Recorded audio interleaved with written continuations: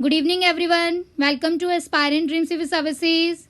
Hope so you all are safe and healthy in this pandemic. Today I am going to discuss Super Test Series Part 2 for Paper 2.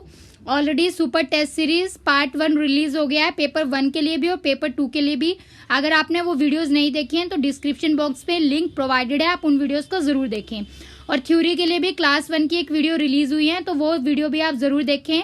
And today super test series is based on the class 1 of theory class as well as analysis level के question भी होंगे जो मैंने topic cover किया उससे related. तो question को ध्यान से पढ़िएगा, उसके बाद ही अटेम्प्ट करिएगा. होप सो आज आपके मैक्सिमम क्वेश्चन करेक्ट होंगे और लेक्चर खत्म होने के बाद बताना है आप सबको कि आपके कितने क्वेश्चन करेक्ट हुए हैं. तो आज की टेस्ट सीरीज स्टार्ट करने से पहले there are some important queries, उसको डिस्कस कर लेते हैं. तो स्टूडेंट्स को लग रहा था कि स्लाइड जो है वो स्टक हो गई है थ्योरी क्लास में, तो ऐसा कुछ नहीं है. स्लाइड पे सब कुछ नहीं लिखा रहेगा, जो मैं बोलूँगी वो चीज़ इंपॉर्टेंट है.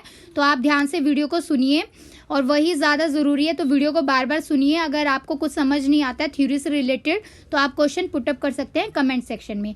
किसी भी स्टूडेंट का थ्योरी से रिलेटेड कोई भी मेरे पास क्यूरी नहीं आई है, कमेंट नहीं आया, सभी स्टूडेंट सजेशन दे रहे हैं, वो अच्छा है. बट आप जो है क्वेश्चन भी पुटअप करिए कि मैम ये मुझे यहाँ से समझ नहीं आया, ये कॉन्सेप्ट है. That would be beneficial for all of you. तो उससे आपको ज़्यादा फायदा होगा, आप ज़्यादा यहाँ से लेक्चर से रिटेन कर सकते हैं, मैक्सिमम आपको समझ आ जाए. There are queries related with the class schedule timing के लिए. तो उसके लिए जब भी आपको क्लास प्रोवाइड की जाएगी तो टेलीग्राम चैनल पे हम टाइम बता देंगे कि आज जो है थ्योरी क्लास रिलीज होने वाली है या सुपर टेस्ट सीरीज रिलीज होने वाली है. तो आप एस्पायरेंट ड्रीम सिविल सर्विसेज के नाम से फ्री टेलीग्राम चैनल है, उसको जरूर ज्वाइन करें.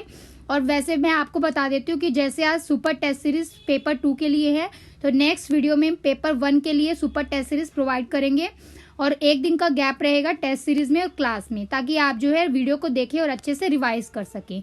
तो एक दिन के गैप के बाद एक दिन थ्योरी क्लास होगी और एक दिन पेपर 2 का टेस्ट होगा और एक दिन पेपर 1 का टेस्ट होगा. तो ऐसे ही चलेगा और इस बीच में कोई भी चेंज होता है तो हम आपको इन्फॉर्म कर देंगे ऑन टेलीग्राम चैनल. तो आप टेलीग्राम चैनल को फॉलो करते रहिए और ऐसे ही हमें सपोर्ट करते रहिए. ज़्यादा से ज़्यादा इन वीडियोज़ को देखिए और इससे बेनिफिट लीजिए. आपके एग्जाम में यहाँ से ज़रूर क्वेश्चन आएंगे, ये इंपॉर्टेंट चीज़ें हैं सब, इससे आप इजीली एग्जाम को क्रैक कर सकते हैं. और अब अगर जितना हो सकता है अपने फ्रेंड्स और ग्रुप्स को भी इस वीडियो को शेयर कीजिए सो दैट उनको भी एग्जाम के लिए एक अच्छी राइट गाइडेंस मिल सके. So let's start with today super test series. All the best to all of you.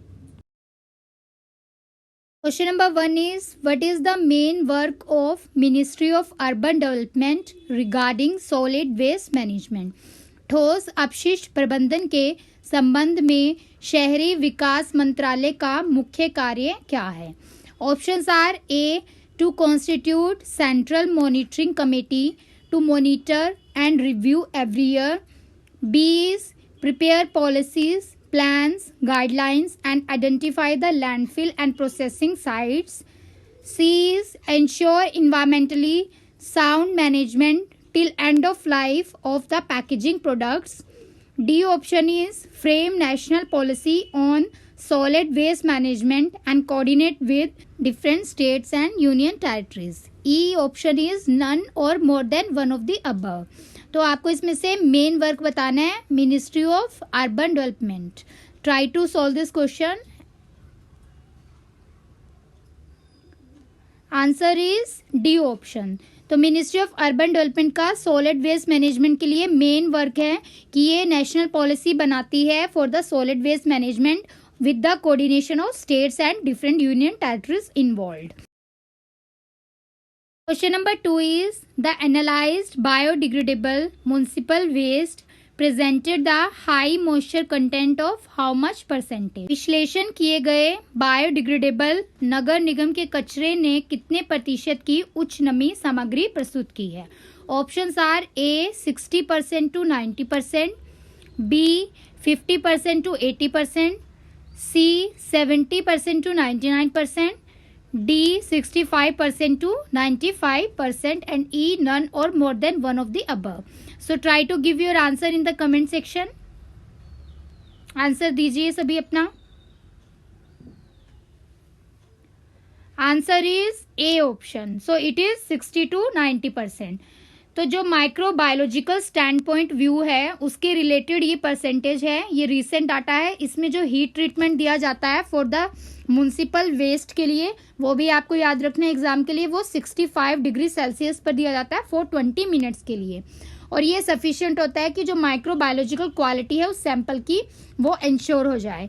तो इस विश्लेषण को आप याद कर लीजिए, यहाँ से क्वेश्चन एग्जाम में आ सकता है। 60% से 90% is the right answer. Question number 3 is, what are the environmental challenges impeding the composting of biodegradable municipal solid waste? जैव निम्नीकरण नगर पालिका ठोस अपशिष्ट के खाद बनाने में बाधा डालने वाली पर्यावरणीय चुनौतियां क्या हैं? Options are A, the source separated collection and recycling of municipal solid waste are not crucial processes for establishing sustainable waste management strategies.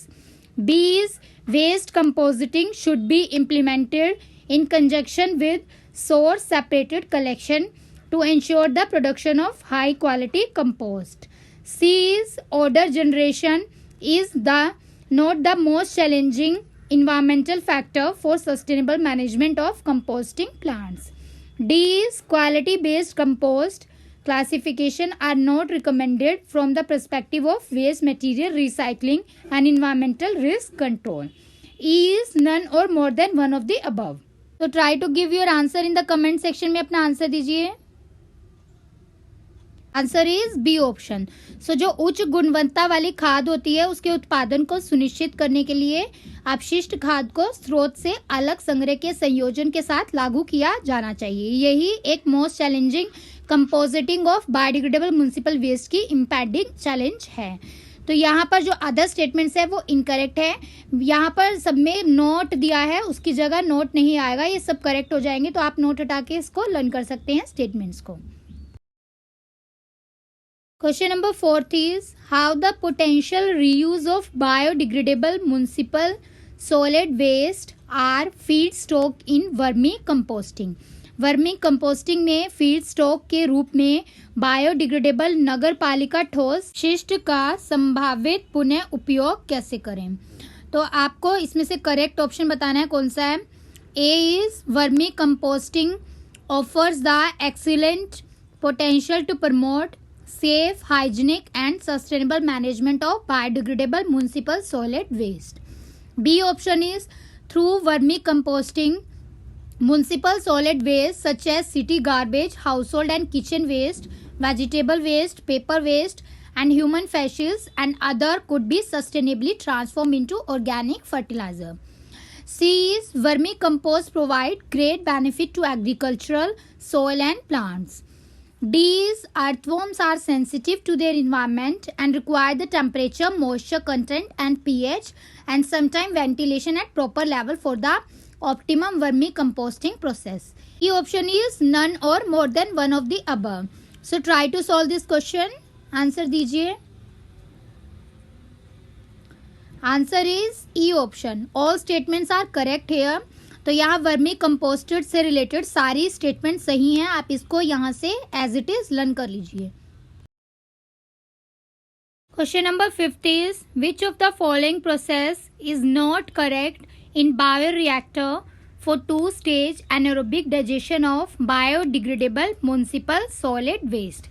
निम्नलिखित में से कौन सी प्रक्रिया जैव निम्नीकरण नगरीय ठोस अपशिष्ट के द्विचरण अव्यवय पाचन के लिए बायोरिएक्टर में सही नहीं है?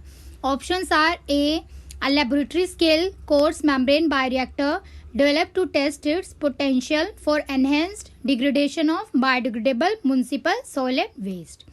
B is, the purpose of the mesh was to retain solid substrate and biomass in the reactor and promoting the optimal degradation. C is, the effect of decreasing the pore size of the mesh was to reduce the methane production in the first stage and then transfer more of this to the filter reactor. D is, 30 micrometer pore size is recommended for the further work since it transmitted a lower solid and soluble loading to the anaerobic filter. E is, none or more than one of the above. So try to give your right answer. आपको note correct बताना है कौन सा इसमें से सही statement नहीं है. Answer is C option. तो यहाँ पर सी स्टेटमेंट गलत है, बिकॉज यहाँ पर जो इफेक्ट है वो इंक्रीजिंग द पोर साइज होता है of the mesh which was to reduce the methane production in the first stage, और फिर उसको ट्रांसफर करते हैं मोर ऑफ दिस को फिल्टर रिएक्टर के अंदर. तो यहाँ पर जो जाल के छिद्र के आकार है उसको ज़्यादा करना होता है, जिससे कि पहले चरण में मिथेन का उत्पादन को कम हो और उसके बाद अधिक फिल्टर रिएक्टर को स्थानांतरित किया जाए. तो अदर स्टेटमेंट जो है यहाँ पर करेक्ट है. आप इसको एज इट इज लर्न कर लीजिए. For the anaerobic digestion of biodegradable municipal solid waste. Question number 6 is arrange the methodology of solid waste management in the correct order. आपको ठोस अपशिष्ट प्रबंधन की कार्य प्रणाली को सही क्रम में व्यवस्थित करना है. 1 is segregation, 2 collection, 3 disposal, 4 treatment and 5th is transport. तो ये ऑप्शन है, आप इसको करेक्ट ऑर्डर में लगाइए. Answer is B option. तो सबसे पहले सेग्रीगेशन करते हैं, अलगाव करते हैं. सेकेंड स्टेप इज कलेक्शन, संग्रह करते हैं. थर्ड ट्रांसपोर्ट किया जाता है, मीन्स इसका परिवहन करते हैं. देन ट्रीटमेंट होता है, उपचार किया जाता है, और लास्ट में निपटान करते हैं सॉलिड वेस्ट का. Question number 7 is which of the following solid waste generated are included under municipal solid waste. निम्नलिखित में से कौन सा ठोस अपशिष्ट उत्पन्न होता है जो नगर ठोस अपशिष्ट के अंतर्गत शामिल होता है. Options are A domestic and institutional, B commercial and non residential, C industrial waste and hazardous waste, D bio waste and lead acid batteries, and E is none और more than one of the above. So try to give your answer in the comment section में answer दीजिए. Answer is E option. तो यहाँ पर A और B option correct हैं. These are included under the solid waste generated municipal solid waste. तो यहाँ पर डोमेस्टिक और इंस्टीट्यूशनल इसका पार्ट है म्युनिसिपल सॉलिड वेस्ट का, और commercial and non residential is also it's part. तो यहाँ पर जो जैव अपशिष्ट और लेड एसिड बैटरी होती है, या औद्योगिक अपशिष्ट और खतरनाक अपशिष्ट है, ये म्युनिसिपल सॉलिड वेस्ट के अंडर नहीं आते हैं. तो आंसर हो जाएगा E option. Question number 8. Which of the following statement is are not true for the biochemical methane potential of municipal solid waste components? Is ink used in the newsprint lower the methane yield over the unprinted newsprint? B is the paper used in food packaging was highly biodegradable. C option is its degradation was not affected by polymer coatings when samples were finely grounded. D option is a database on extent and rates of major biodegradable organic component, and it should be considered when contemplating the anaerobic bioconversion of municipal solid waste. E option is none or more than one of the above. तो निम्नलिखित में से कौन सा कथन जो है municipal solid waste घटकों की जैव रासायनिक मीथेन क्षमता के लिए सही नहीं है. सो अपना आंसर दीजिए कमेंट सेक्शन में. ट्राई करिए इस क्वेश्चन को. Answer is A option. तो यहाँ पर जो ये इंक यूज होती है न्यूज प्रिंट के लिए, ये लोअर नहीं करती है मीथेन यील्ड को, ये हाई करती है. तो फर्स्ट स्टेटमेंट यहाँ पर नॉट ट्रू हो जाएगी, गलत हो जाएगी. तो यहाँ पर अखबारी कागजों में जो इस्तेमाल शाही होती है वो अमुद्रित अखबारी कागज की तुलना में ज़्यादा मीथेन की उपज करती है. अदर स्टेटमेंट जो है इसके लिए वो ट्रू है, वो आप इसमें से लर्न कर लीजिए एग्जाम के लिए. Question number 9. In Bihar, how many urban local bodies, corporations, municipal council and Nagar Panchayats are responsible for municipal solid waste management respectively? As per the annual report on solid waste management, Central Pollution Control Board 2019. ठोस अपशिष्ट प्रबंधन CPCBC 2019 पर वार्षिक report के अनुसार बिहार में MSW प्रबंधन के लिए क्रमशः कितने शहरी स्थानीय निकाय, नगर निगम, नगर परिषद और नगर पंचायत के लिए जिम्मेदार हैं? ऑप्शंस हैं ए 140, 11, 50, 80, B is 142, 12, 49, 81, C 143, 10, 47, 81, D is 142, 11, 49, 81. E is none or more than one of the above. So try to give your answer in the comment section. आपको बताना है कि कितनी number of urban local body corporation है, municipal council है या नगर पंचायत है municipal solid waste management के लिए बिहार में. आंसर है यहाँ बी ऑप्शन. तो इस बिहार में जो है 142 अर्बन लोकल बॉडीज हैं, 12 कॉरपोरेशंस हैं, 49 म्यूनिसिपल काउंसिल हैं और 81 नगर पंचायत हैं जो म्यूनिसिपल सॉलिड वेस्ट मैनेजमेंट करती हैं as per the recent report of central pollution control board. Question number 10.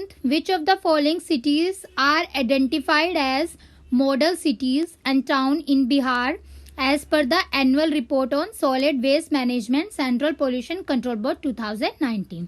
ठोस अपशिष्ट प्रबंधन CPCB 2019 पर वार्षिक रिपोर्ट के अनुसार निम्नलिखित में से किन शहरों की पहचान बिहार में आदर्श शहरों और कस्बों के रूप में की गई है? ऑप्शंस देखते हैं. A Munger, Muzaffarpur, Bihar Sharif. B Patna, Gaya, Bettiah. C Buxar, Arrah, Munger. D Muzaffarpur, Motihari, Patna. And E is none और more than one of the above. So try to give your answer in the comment section में. आंसर दीजिए. आंसर है यहाँ पर A option, Munger, Muzaffarpur and Bihar Sharif. Question number 11. Which of the following statement regarding the salient features of solid waste management rule 2016 are correct? ठोस अपशिष्ट प्रबंधन नियम 2016 की मुख्य विशेषताओं के संबंध में निम्नलिखित में से कौन सा कथन सही है? A is the source segregation of waste has been mandated to channelize the waste to wealth by recovery, reuse and recycle. B option है responsibility of generators have been introduced to segregate the waste into 3 streams. C is hand over segregated waste to authorized rag pickers or waste collectors or local bodies. D is generator will have to pay user fee to waste collector and for spot fine for littering and non-segregation. E is none or more than one of the above. तो आपको इसमें से correct statement बतानी है. Answer दीजिए. Answer है यहाँ पर E option, more than one of the above. तो यहाँ पर सभी स्टेटमेंट करेक्ट है. ये इंपॉर्टेंट है एग्जाम के लिए, इसको आप लर्न कर लीजिए. सेलिएंट फीचर आ सकते हैं एग्जाम में. Question number 12 is as per the salient feature of solid waste management rule 2016 which are not mentioned the problem of unscientific municipal solid waste disposal. ठोस अपशिष्ट प्रबंधन नियम 2016 की मुख्य विशेषताओं के अनुसार जिसमें अवैज्ञानिक नगर पालिका ठोस अपशिष्ट निपटान की समस्याओं का उल्लेख नहीं है, वो आपको बतानी है. तो जो मेंशन नहीं है इसमें प्रॉब्लम, वो आपको बतानी है. ए ऑप्शन है about 75 to 80% of municipal waste gets collected and out of this only 22 to 28% is processed and treated, remaining is disposed of indiscriminately at dump yards. B is it is projected that by year 2031 municipal solid waste generation shall increase to 165 million tons to 436 million tons by 2050. C option देखते हैं. requirement of setting up of landfill for 10 years of 10 meters height, it will require 66,000 hectares of land. D is as per the report of task force of planning commission, untapped waste has a potential of generating 439 megawatt of power from 32,890 TPT of combustible waste. E is none or more than one of the above. Try to give your answer in the comment section. Answer है यहाँ पर सी option. तो जो यहाँ पर requirement होती है to setup a landfill, वो कितने साल के लिए होनी चाहिए? 20 साल के लिए होनी चाहिए. और 10 मीटर हाइट जो है इसके लिए रिक्वायर्ड है और साथ ही साथ 66,000 हेक्टेयर ऑफ लैंड चाहिए. तो यहाँ पर सी ऑप्शन में 10 मीटर आ जाएगा और साथ ही साथ 20 साल आ जाएगा. तो ये सी यहाँ पर गलत है. अदर स्टेटमेंट जो है वो करेक्ट है. आप इसको यहाँ से एज इट इज लर्न कर लीजिए. Question number 13. Which of the following come under the waste processing and treatment as per the solid waste management rule 2016। तो ये रूल बहुत इंपॉर्टेंट है, इससे क्वेश्चन एग्जाम में आएंगे बहुत सारे, पेपर 1 में भी आएंगे और पेपर 2 में भी आएंगे। तो मैं आपको इन्हीं टेस्ट सीरीज के थ्रू, थ्योरी के थ्रू सारे इंपॉर्टेंट पॉइंट्स यहाँ पर कवर करा दूंगी।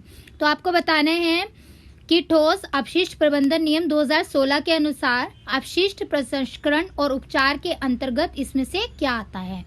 ए is biodegradable waste should be processed, treated and disposed of through composting or biomethanation within the premises. B is developer of special economic zone, industrial estate, industrial park to earmark at least 10% of total area of the plot or minimum 5 plot per shed for recovery and recycling facility. C is waste processing facilities will have to be set up by all local bodies having a population of 10 million or more than within 2 years. D is for census town with a population below 10 million or for all local bodies having a population of 0.5 million or more common. Have standalone sanitary landfill will have to set up in 3 years of the time. E is none or more than one of the above. So try to give your answer in the comment section में answer दीजिए अपना। Answer है यहाँ पर A option. तो इसके अंदर जो है ए स्टेटमेंट वो करेक्ट है। यहाँ पर बायोडिग्रेडेबल वेस्ट जो है वो प्रोसेस करना चाहिए, ट्रीट करना चाहिए, फिर उसको डिस्पोज करना चाहिए थ्रू कंपोस्टिंग और biomethanation with in the premises. Other statement जो है वो इनकरेक्ट है। अब देखते हैं इसमें क्या इनकरेक्ट है। स्टेटमेंट में यहाँ पर एटलीस्ट 5% आएगा टोटल एरिया के प्लॉट के और मिनिमम 5 प्लॉट्स आ जाएगा। तो यहाँ 10% गलत हो जाएगा, यहाँ पर आप 5% कर लीजिए। और साथ ही साथ थर्ड स्टेटमेंट जो है इसमें 1 million or more then with in 2 years आएगा। तो यहाँ पर क्या गिवन है, 1 मिलियन हो जाएगा 10 मिलियन की जगह। डी स्टेटमेंट में देखते हैं, यहाँ पर मैंने आपको दिया है कि 10 मिलियन और for all local bodies population होनी चाहिए। तो यहाँ पर भी 1 मिलियन आ जाएगा। तो सभी के लिए 1 मिलियन पॉपुलेशन होनी चाहिए। या आप यहाँ से डाटा लर्न कर लीजिए। Question number 14, the solid waste management rule 2016 mandate which of the following. अपशिष्ट प्रबंधन 2016 से रिलेटेड निम्नलिखित में से कौन सा अनिवार्य करता है। A, setting up of solid waste processing facility by all local bodies having 1 lakh or more population within 3 years. The option is census town below 1 lakh population setting up common or standalone sanitary landfill by or for all local bodies having 1.5 million or more population.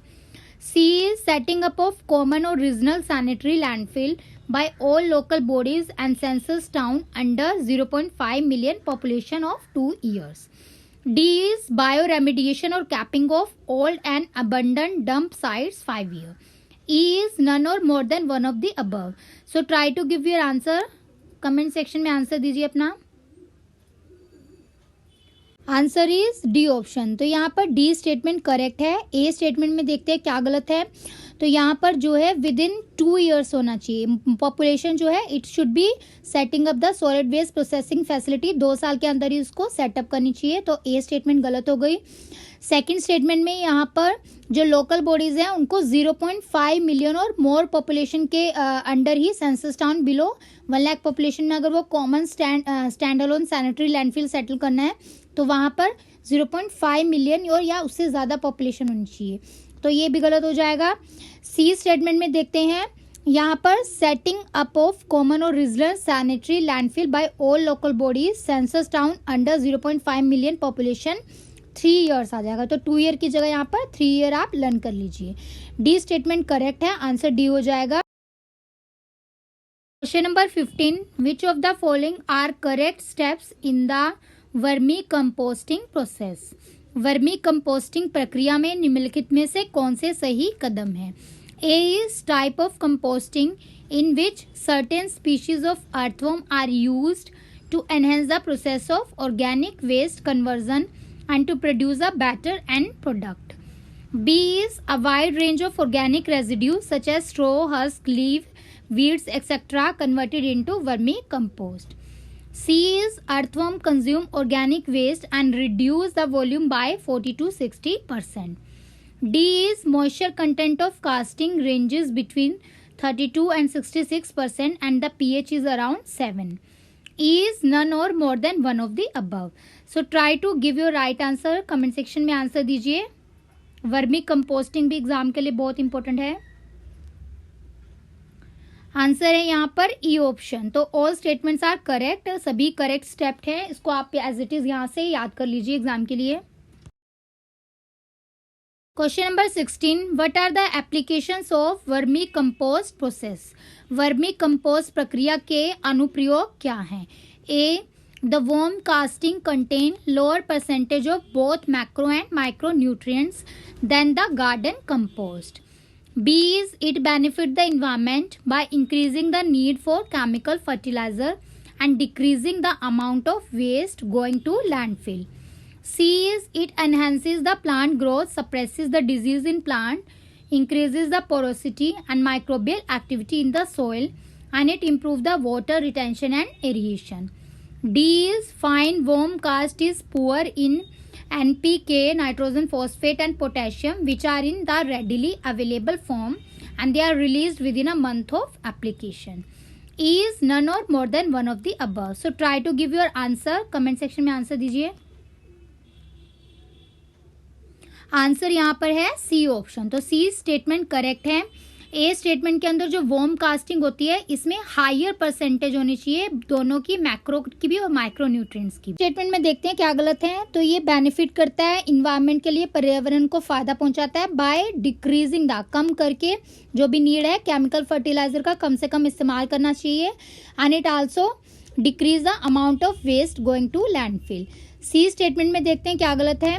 तो apart from the other nutrients जो worm होता है इसके अंदर fine worm coast होता है वो rich होना चाहिए नाइट्रोजन, फॉस्फेट और पोटेशियम में. तो यहाँ पुअर लिखा. तो statement C is correct. Other statements मैंने आपको बता दिया क्या गलत है. आप इसको ध्यान से सुनिए और इसको लर्न कर लीजिए. इंपॉर्टेंट है एप्लीकेशन भी एग्जाम के लिए. Question number 17. What are the best option to make the pit composting? तो पिट कंपोस्टिंग बनाने के लिए सबसे अच्छे विकल्प कौन से हैं? ए is hole or trenches are dug to bury your waste. B is adding good quality compost to your garden, provide the nutrient in a form that plants can use. B is it enriches the soil health and enhances the soil food web, build the soil structure and it improves the drainage, create the more water holding ability in the soil. C is contribute to a mineral and microbe rich compost, fruit and vegetable scrap, tea bag, coffee ground and filter etc. E is none or more than one of the above. So try to give your answer. Comment section में answer दीजिए. पिट composting भी मैंने आपको बताया था. Answer है यहाँ पर E option. So all statements are correct regarding the pit composting. तो लेक्चर में जो मैंने आपको बताया वो तो एग्जाम के लिए जरूरी है और साथ साथ ये क्वेश्चन भी अगर आपको कोई नहीं आ रहा है तो आप इसको यहाँ से लर्न कर लीजिए, एग्जाम के लिए इंपॉर्टेंट है. Question number 18. Which of the following provisions are incorrect related with solid waste management? ठोस अपशिष्ट प्रबंधन से संबंधित निम्नलिखित में से कौन से प्रावधान गलत हैं? A option is no landfill in the hilly areas, land to be identified in plains within 10 km. B stringent rules should be imposed as per urban local bodies including charges and fine. C is waste deposition center for domestic hazardous waste where one center is set up for the area of 20 square kilometer in a census town. D is check the frequently for order and hygiene condition in decentralized waste processing facility. E is none or more than one of the above. So try करिए इस question को answer दीजिए. मैंने आपको पढ़ाया था. Answer है इसका ए ऑप्शन. तो यहाँ पर ए स्टेटमेंट इनकरेक्ट है, गलत है. जो पहाड़ी क्षेत्र हैं वहां पर कोई भी लैंडफिल नहीं होना चाहिए और जो उसके भीतर जो मैदानी इलाके हैं उसमें भूमि की पहचान करनी चाहिए. कितने एरिया के अंदर? 25 किलोमीटर के अंदर. तो 10 किलोमीटर की जगह यहाँ पर आ जाएगा 25 किलोमीटर. अदर स्टेटमेंट करेक्ट है, एज इट इज लर्न कर लीजिए. Question number 19. Which of the following are not true for the duties of waste generator? अपशिष्ट जनरेटर के कर्तव्यों के लिए निम्नलिखित में से कौन सी सही नहीं है? A is segregate and store the waste in suitable bin and hand over the segregated waste to authorized waste picker. B is wrap securely the used sanitary waste like diapers and pads etc. in the pouches provided by the manufacturers or the brand owner of these products. C is store the horticulture waste and garden waste generated from his premises separately and dispose as per the direction of local body. D is store separately construction and demolition waste when it generated in his own premises and shall dispose of as per the solid waste management rule 2016. E is none or more than one of the above. So try to give your answer. Comment section में answer दीजिए.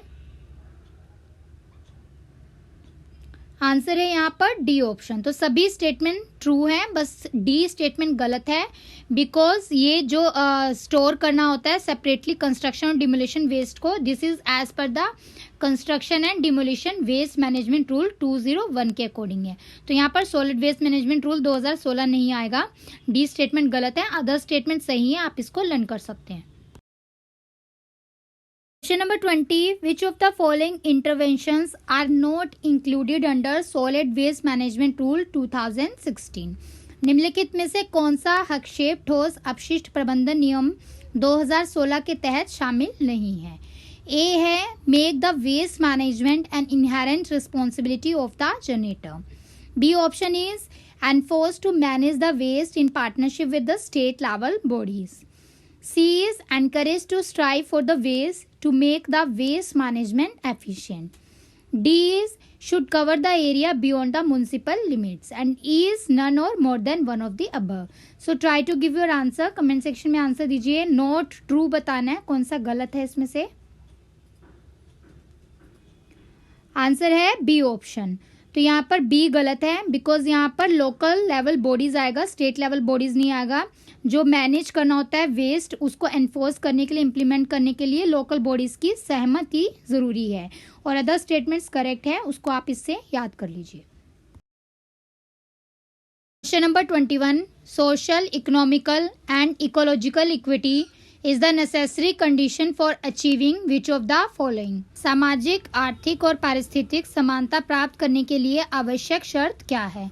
Options are A social development, B economical development, C sustainable development, D ecological development and E none of the above or more than one of the above. So try to give your answer. Comment section में answer दीजिए. Answer is C option. So sustainable development जो है it is the necessary condition for achieving sustainable development goal. तो equity क्या होता है? एक central ethical principle होता है behind the sustainable development. Question number 22. Making new containers from the crushed glass helps to do which of the following? कुचले हुए कांच से नए पात्र बनाने में क्या मदद मिलती है? 1 is save material, 2 reduce pollution, 3 save fuel. तो आपको इसमें से करेक्ट आंसर बताना है क्या है. A is 1 only, B 2 and 3, C 3 only and D 1 and 2 only and E none of the above, more than one of the above. So try to give your answer. Answer is E option. So all options included हैं अगर new container बना रहा हूँ from the crushed glass. और ये help करता है जो वेस्ट मटेरियल होते हैं उसको न्यू मटेरियल बनाने में and it is called as recycling बोलते हैं इस प्रोसेस को. और इससे दोनों मटेरियल भी सेव होता है एज वेल एज एनर्जी भी सेव होती है. Question number 23. The term municipal solid waste is generally used to describe which of the following? नगर ठोस अपशिष्ट शब्द का प्रयोग सामान्यतः किसका वर्णन करने के लिए किया जाता है? ऑप्शंस हैं A the hazardous solid waste from a city, town or village that require the routine collection and transport to a processing or disposable site. B is non hazardous solid waste from a city, town or village which require routine collection and transport to a processing or disposable site. C is agricultural waste, D is mine waste and E is none of the above or more than one of the above. So try to give your answer. Comment section में answer दीजिए.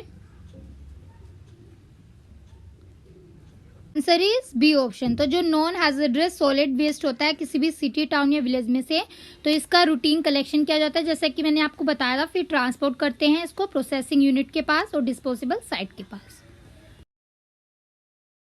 Number 24. For the survival of fish in a river stream, the minimum dissolved oxygen is prescribed as which of the following? नदी की धारा में मछलियों के जीवित रहने के लिए न्यूनतम घुलित ऑक्सीजन कितनी निर्धारित है?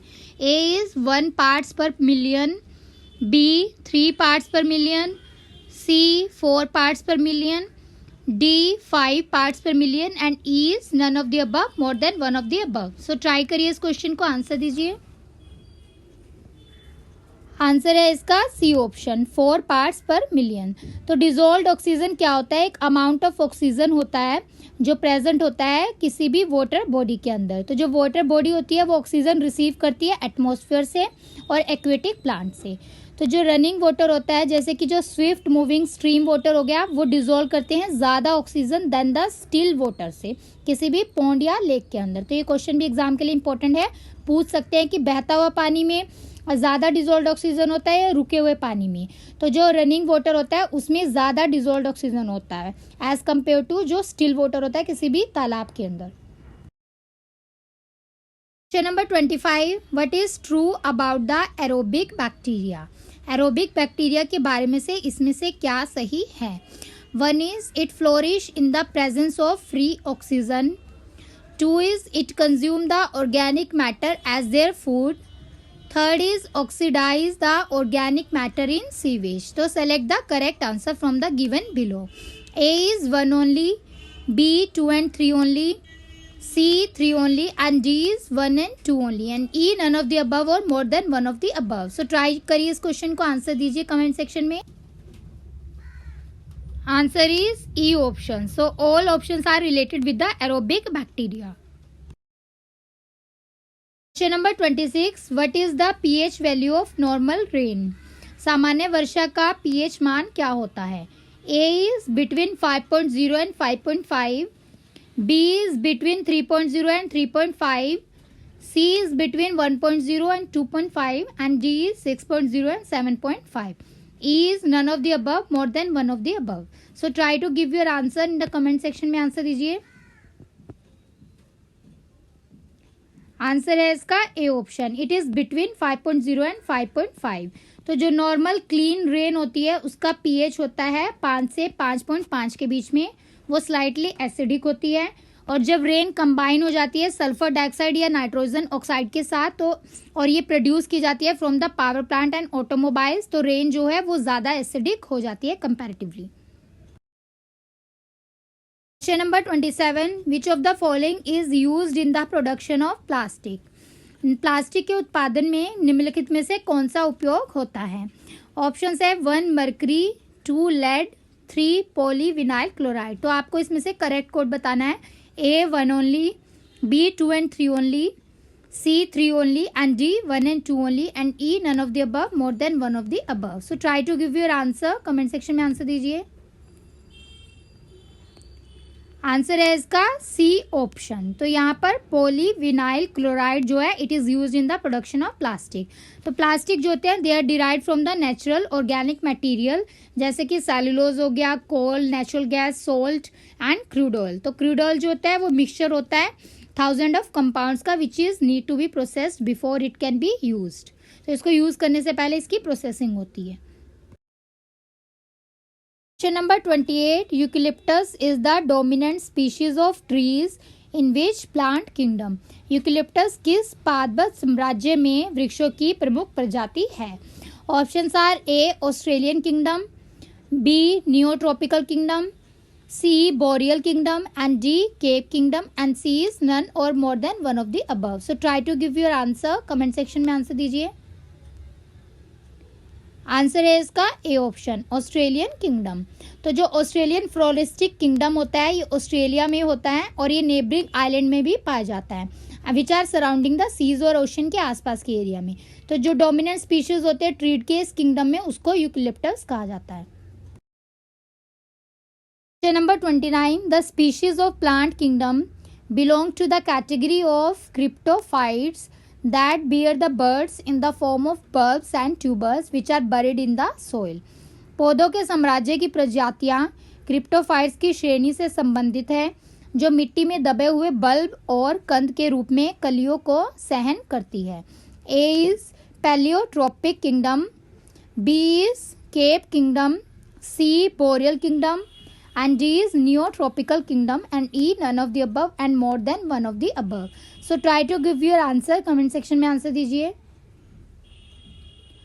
आंसर है इसका बी ऑप्शन, केप किंगडम. तो केप फ्रोलर किंगडम जो होता है ये southern province of south Africa में पाया जाता है. और इस तरह का प्लांट किंगडम जो होता है ये कैटेगरी ऑफ क्रिप्टोफाइट से बिलोंग करता है, जो कि बियर करते हैं बर्ड्स को in the form of bulbs and tubers. Number 30, which of the following soil is related to the term regur. निम्नलिखित में से कौन सी मिट्टी रिगर शब्द से संबंधित है. ऑप्शंस हैं A laterite soil, B black soil, C red soil, and D is deltaic alluvial soil, and E none or more than one of the above. So try करिए इस क्वेश्चन को आंसर दीजिए. Answer है इसका B option, black soil. तो black soil को rigour soil भी बोलते हैं. क्वेश्चन बहुत आता है एग्जाम में और ये एसेंशियली फाउंड किया जाता है लावा कवर्ड एरियाज में, जैसे कि महाराष्ट्र और कर्नाटका है. Question number 31, which of the following pairs are correctly match. निम्नलिखित में से कौन से जोड़े सही सम्मिलित हैं. पॉल्यूटेंट गिवन है एक फर्स्ट कॉलम में, सेकंड में डिजीजेस प्रोवाइडेड है, तो आपको इसमें से करेक्ट आंसर बताना है. 1 is arsenic, skin cancer. 2 is lead itai itai. 3rd is cadmium dyslexia. Options हैं A 1 only, B 2 and 3 only, C 3 only, and D 1 and 2 only, and E none of the above or more than one of the above. So try to give your answer. Comment section में answer दीजिए. Answer है इसका A 1 only. तो arsenic जो है इससे skin cancer की disease होती है. जो पोल्यूशन होता है वाटर बॉडीज का वो मेनली मर्करी से कॉज किया जाता है, उसकी वजह से मिनी माटा डिजीज होती है ह्यूमंस के अंदर, और फिशेस के अंदर ड्रॉपसी डिजीज होती है. जो लेड होता है इससे डिस्प्लेक्सिया नाम की डिजीज होती है, और कैडमियम की पॉइजनिंग के कारण इटाइटाई डिजीज होती है. और अगर आर्सेनिक जो है वो बॉडी के पार्ट्स में चला जाता है तो उससे ब्लड, नेल्स और हेयर जो है उनके अंदर स्किन लेजन्स हो जाते हैं और रफ स्किन हो जाती है, जिसकी वजह से जो स्किन जो है वो ड्राई और थिकनिक हो जाती है स्किन की, और इसी की वजह से स्किन कैंसर हो जाता है. Number 32, which of the following is on the list of global environmental issues. निम्नलिखित में से कौन वैश्विक पर्यावरण मुद्दों की सूची में आता है. 1 है greenhouse effect and global warming. 2 biodiversity loss.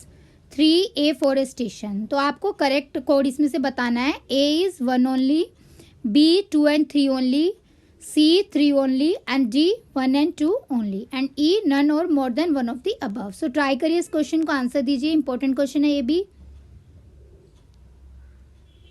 Answer है इसका डी ऑप्शन, 1 and 2 only. तो जो इम्पोर्टेंट लिस्ट है ग्लोबल इन्वायरमेंटल इश्यूज की वो मैं आपको बता देती हूँ. सबसे पहले तो है पोल्यूशन, दूसरा है global warming, 3rd is over population, ज़्यादा मात्रा में अगर जनसंख्या बढ़ जाए, चौथा है waste disposal, 5th is ocean acidification, next है loss of biodiversity and deforestation, and last one is ozone layer depletion. Question number 33, out of the 36, how many biodiversity hotspot in the world are present in India? दुनिया के 36 में से कितनी जैव विविधता hotspot Bharat में मौजूद है. ए है 2, B is 4, C is 8 and D is 9 and E none और more than one of the above. So answer दीजिए कमेंट सेक्शन में. आंसर है इसका बी ऑप्शन 4. तो टोटल 4 बायोडाइवर्सिटी हॉटस्पॉट है इंडिया के अंदर आउट ऑफ 36 बायोडाइवर्सिटी हॉटस्पॉट्स में से, जिसका नाम आपको याद रखना है. हिमालयाज है, वेस्टर्न घाट्स हैं, इंडो बर्मा रीजन है एंड सुंडालैंड है. Question number 34, which of the following can be used for controlling the gaseous pollutant. गैसीय प्रदूषक को नियंत्रित करने के लिए निम्नलिखित में से किसका उपयोग किया जा सकता है. A is arrestor, B incinerator, C absorption, D electrostatic precipitator, and E is none or more than one of the above. So try to give your answer. Answer दीजिए कमेंट सेक्शन में. आंसर है इसका C option, that is absorption. तो absorption एक technique होती है जिसमें control किया जाता है जो गैसियस पोल्यूटेंट होते हैं उनको, और जो ये पोल्यूटेंट होते हैं these are brought into contact with liquid such as water also. Number 35, what does the high biological oxygen demand indicate? उच्च जैविक ऑक्सीजन मांग क्या इंगित करती है? A, high level of microbial pollution, B, low level of microbial pollution, C, absence of microbial pollution, and D is water is fully pure, and E, none or more than one of the above. So try to give your answer. Comment section में answer दीजिए. Answer is A option, high level of microbial pollution. तो BOD जो है, biological oxygen demand, बहुत important है exam के लिए. मैं बता देती हूँ. ये एक अमाउंट ऑफ डिजोल्व्ड ऑक्सीजन होता है जिसमें एरोबिक ऑर्गेनिज्म जो होते हैं जिनको चाहिए होता है in order to break down the organic material water के अंदर. तो इसकी हाई वैल्यू जो है वो इंडिकेट करती है कि there is a high level of microbial pollution in the water. Question number 36, what percent of area in the plain should be under the forest? मैदान के कितने प्रतिशत क्षेत्र में वन होना चाहिए? A is 15%, B 33%, C 45%, and D is 76%, and E none or more than one of the above. So try to give your answer. Comment section में answer दीजिए. आंसर है इसका बी ऑप्शन 33%. तो 33% जो फॉरेस्ट कवर है वो plains area के अंदर है और 67% फॉरेस्ट कवर जो है वो माउंटेन रीजन और हिल के अंदर है. ये डाटा भी इंपॉर्टेंट है एग्जाम के लिए. Number 37, Chipko movement occurred in which of the following state? Chipko आंदोलन निम्नलिखित में से किस राज्य में हुआ था?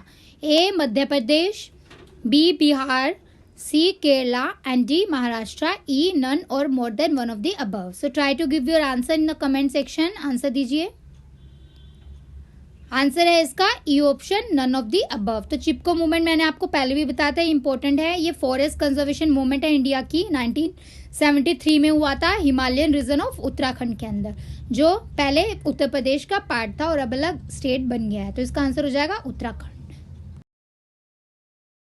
Number 38, which of the following is one of the best solution to get rid of non biodegradable waste in the following? 1 is recycling waste, 2 is burying waste, 3 burning waste. Select the correct answer. बताइए. Option है A 1 only, B 2 and 3, C 3 only, and D 1 and 2 only, and E none or more than one of the above. आपको बताना जो गैर जैव निम्नीकरण कचरे से जो छुटकारा पाने के लिए सबसे अच्छा समाधान इनमें से कौन सा है? Try to give your answer. Comment section में आंसर दीजिए. आंसर है इसका A option, recycling waste is the best option. तो A is the right answer. Only 1. Question number 39, nitrogen oxide is also held responsible for the depletion of ozone layer. Which of the following is not the source of nitrogen oxide? तो nitrogen oxide को ozone परत के ह्रास के लिए भी जिम्मेदार माना जाता है. निम्नलिखित में से कौन नाइट्रोजन ऑक्साइड का स्रोत नहीं है? A is naturally by lightning, B to a small extent by microbial processes in the soil, C is fertilizer which are used in agricultural activities, D is industrial emission, and E is none or more than one of the above. So try करिए question को answer दीजिए. Important है question भी. Answer है इसका E option, none of the above. तो जो nitrogen oxide होती है ये प्रोड्यूस की जाती है इन द कंबशन प्रोसेसेस के थ्रू. पार्टली इसमें क्या होता है, एक तो नाइट्रोजन कंपाउंड्स होते हैं जो फ्यूल में उससे, और mostly by the direct combination of the atmospheric oxygen जो होती है नाइट्रोजन होती है इन द फ्लेम्स. तो जो नाइट्रोजन ऑक्साइड होती है ये प्रोड्यूस की जाती है naturally by the lightning, and small extent जो होता है इसका यूज किया जाता है by the microbial processes also in the soil. तो इस सोइल में भी जो माइक्रोबियल प्रोसेसेस होती है उससे भी ये प्रोड्यूस की जाती है. तो आंसर हो जाएगा none of the above. Question number 40, what is or are possible impacts of global warming? Global warming के संभावित प्रभाव क्या हैं? 1 is temperature is decreasing, 2 is sea level would decrease further, 3 is major areas of land shall be flooded. इसमें से आपको correct code बताना है. ऑप्शन है A 1 only, B 2 and 3 only, C 3 only, and D 1 and 2 only, and E none or more than one of the above. So try to give your answer. Comment section में answer दीजिए. Answer है इसका C option 3 only. तो जो global warming होती है वो stress करती है इकोसिस्टम के ऊपर थ्रू द टेम्परेचर राइज। तो टेम्परेचर बढ़ता है और सी लेवल इंक्रीज हो जाता है, वाटर शॉर्टेजेस होती हैं या फिर फायर थ्रेट बढ़ जाते हैं, ड्रोट हो जाता है जैसे कि सूखा पड़ जाता है, या वीड या पेस्ट इन्वेजन होता है। तो ये सभी जो हैं these are the come under global warming stresses over the ecosystem through these options. Question number 41. Which of the following are the major pollutants released by the automobiles and locomotives? निम्नलिखित में से प्रमुख प्रदूषक ऑटोमोबाइल और locomotive द्वारा जारी किए जाते हैं। ए नाइट्रोजन ऑक्साइड से, B carbon monoxide, C sulphur dioxide, D nitrogen monoxide and unburned hydrocarbon, and E none और more than one of the above. So try to give your answer, comment section में answer दीजिए। Answer है इसका E option, more than one of the above. तो जो major pollutants होते हैं जो रिलीज किए जाते हैं फ्रॉम द ऑटोमोबाइल, लोकोमोटिव या एयरक्राफ्ट से, वो कौन कौन से हैं? कार्बन मोनोक्साइड है, नाइट्रोजन मोनोक्साइड है एंड अनबर्न्ड हाइड्रोकार्बन है। Question number 42. Where is the disaster management institute located? आपदा प्रबंधन संस्थान कहाँ स्थित है? Options are A Bhopal, B Mumbai, C new Delhi and D Lucknow, E none और more than one of the above. So try to give your answer in the comment section. Answer दीजिए। Answer है इसका सी ऑप्शन, न्यू दिल्ली। तो national institute of disaster management new Delhi में situated है। Question number 43. In case of which of the following primary pollutant the man made contribution to global emission is more as compared to that from the natural sources? तो निम्नलिखित में से किस प्राथमिक प्रदूषण के मामले में मानव द्वारा वैश्विक उत्सर्जन में योगदान प्राकृतिक स्रोतों की तुलना में अधिक है? A carbon dioxide, B nitric oxide, C methane, D sulphur dioxide and E none और more than one of the above. Try to give your answer, comment section में आंसर दीजिए। आंसर है इसका ए ऑप्शन, कार्बन डाइऑक्साइड। तो carbon dioxide जो है वो ज्यादा कंट्रीब्यूट करती है मैन मेड कंट्रीब्यूशंस के लिए for the global emission. It is around million tons per year as compare to natural resources के कंपैरिजन में।